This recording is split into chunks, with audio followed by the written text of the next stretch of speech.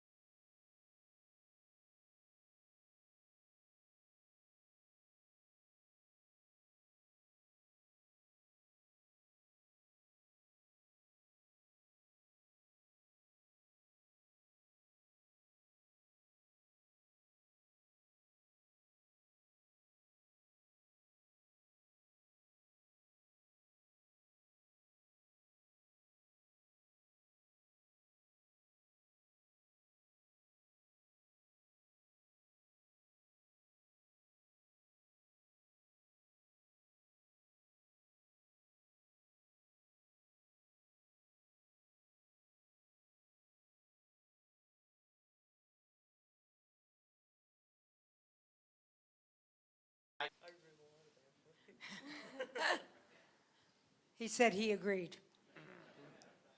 How many of the publishers in here agree?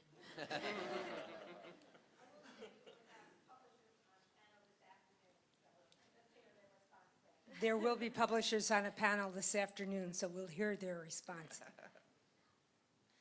Lori Betcher, social media speaker and trainer. Question for you. You had mentioned that with some of your students that you will connect with them on Facebook. How many of you up there will your professors actually connect with you on Facebook prior to graduation? I mean, is that a form of communication that you use with your professors, or is that just kind of sporadic? I've had a philosophy teacher who used Twitter to send out assignments and things like that, but other than that. And I can say that in my department there's about 3 dozen of us between graduate instructors and faculty, and as far as I know only me and one other person are willing to talk with students over Facebook. And most of the other people have an outright policy, either implicit or explicit, that they won't. Okay, thank you.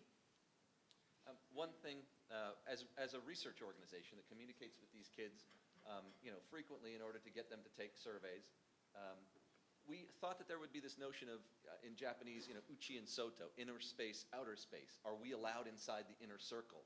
Is it allowed for us to SMS these kids? They really don't see those distinctions. In fact, they're a little curious as to why we ask.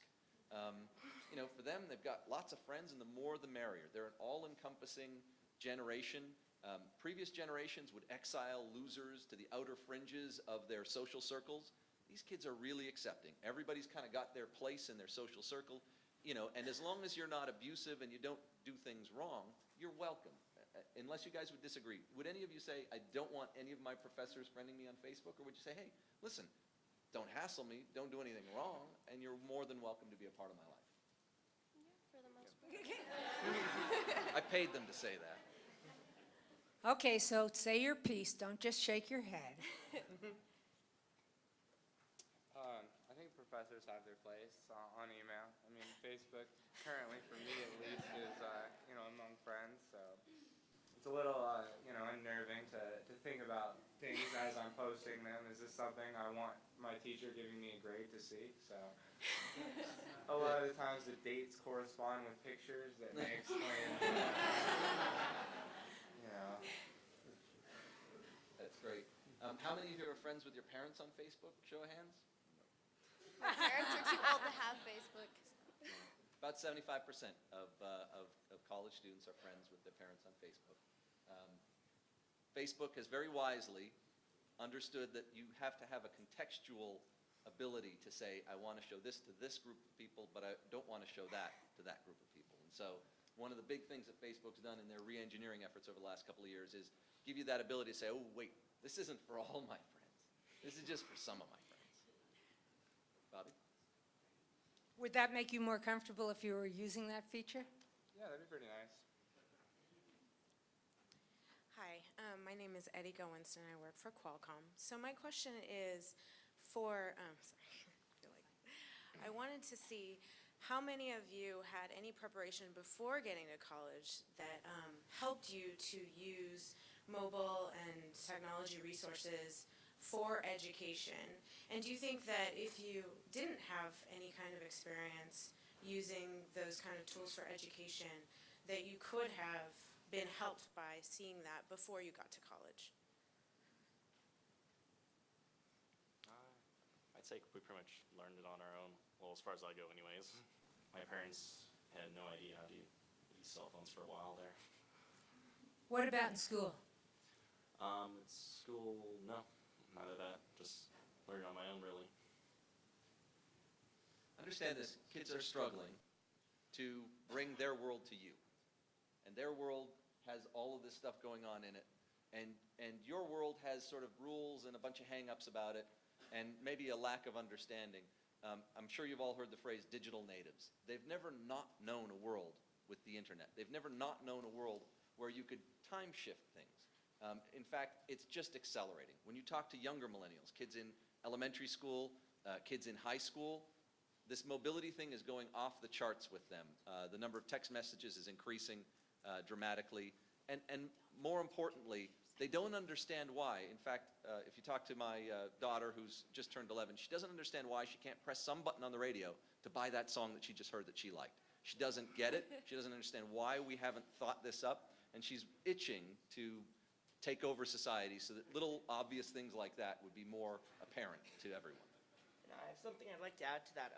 The other day, I was having a discussion with my girlfriend, who's a couple years younger than I, and not only has she never not had the internet, she's never not had broadband. Her entire conscious life, they've had access to high-speed internet at home, which floored me because I remember having dial-up as a kid and how painful that was. And so, we get, as younger and younger people start going to college, I've noticed that there's this expectation for more and more immediacy. Because not only have they always had the internet, they've always had a large bandwidth and easy connections.